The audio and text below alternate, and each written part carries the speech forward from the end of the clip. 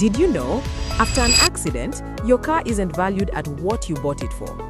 Even if you paid 1.5 million shillings and kept it in perfect condition, your claim might come back much lower than you expect.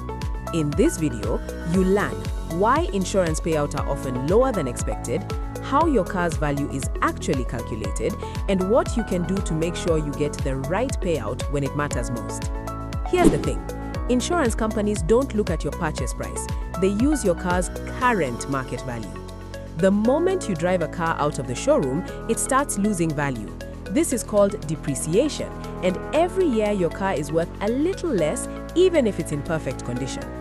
Insurers also check your car's condition before the accident: mileage, maintenance, dents, scratches, and mechanical issues. Two cars of the same model and year can have very different values. Then they compare your car to similar vehicles on the market. The benchmark isn't what you paid, it's what someone would pay today. Here's why this matters. If your car is insured at the wrong value, it can cost you.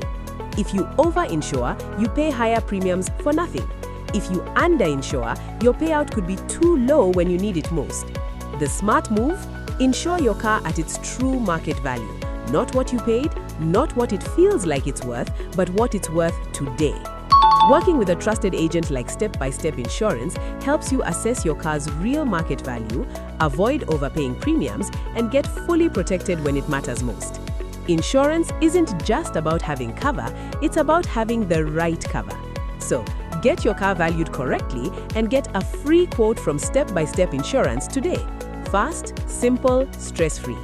Contact or visit us today for more information using the details provided.